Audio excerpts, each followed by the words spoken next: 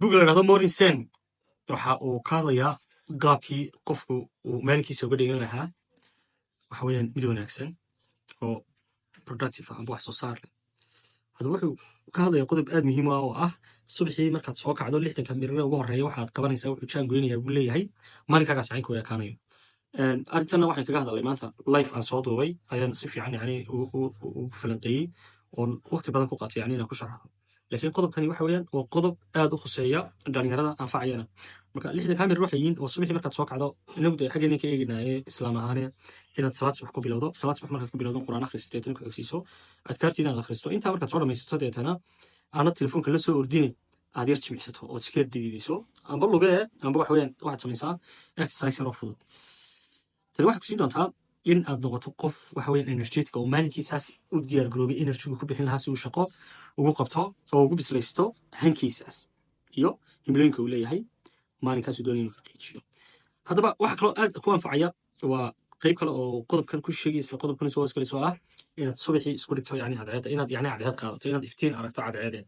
cadceedduna waa mid ka mid a waxyaalaha aynu ka helo vitamin D ga aynu ka helo dhammaantiin ognahay jirkana wanaagsan siinaysana waxa weeyaan energy wanaagsan siinaysa. marka iyaduna iftiin inaad hesho cadceed waa mid aad u muhiima buu leeyahay qoraagu. waxaa kaloo qoraagu leeyahay qofku waa in si uu caadskiisa uga guulaysto subaxii oo isku dayaa inuu habeenkii seexdo hurdo ku filan si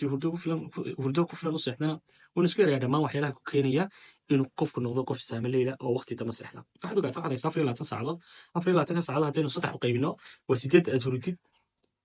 iyo 8 aad shaqaynaysa amba wax baranaysid iyo 8 already ka oo waxa weeyaan iyaguna kuwaad ka faa'iidaysan kartid. marka haddii aanad waxbana baran aanad shaqaynaa 16 saacadood baa ku soo hadhay 16 kaga saacadood ku qabat waa su'aal mudan inaad weydiiso waayo 16 kaga saacadood waxaad ku qabataa amba way ku burburinayaan amba way ku dhisayaan mustaqbal ahaan. marka waa inaad ka fikirtaa maanta laga bilaabo 8 saacadood ee haddaad shaqeeya ii soo hadhay maxaan ku qabanayaa haddaad 2 saacadood 4 saacadood family la qaadato waxyaalo kalena ku lumiso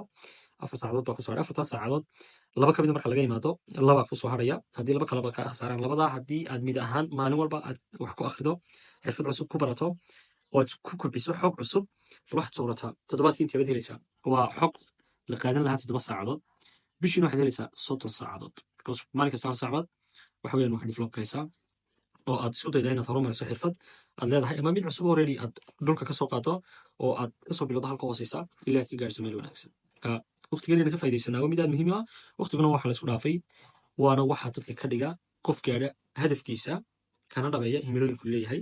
qofna ka dhiga waxa qof guuldaraysta waayo wuxuu ku dhex beertay waa werwer waa caajisnimo waa isdhigasho waa dib u dhac waa horumar la'aan waa negativity iyo waxa weeyaan in dhanka tan wax laga eego iyo maalayacni iyo wax la mida caawaysiin aan wax soo saarka lahayn. haddaba qodobka ku dambe kusoo gabagabayna qoraagu waxa uu leeyahay waa in qofku mar kasta wuxuu ka saaraa shaqadu qabanayo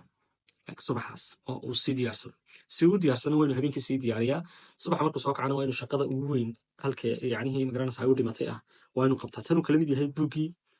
waxa eat that frog la yidhahdo oo uu qoray qoraaga Brian Tracy kaasoo kaga hadlay in hawluhu siday u kala mudan yihiin aba u kala waaweyn yihiin loo qabto subaxii. marka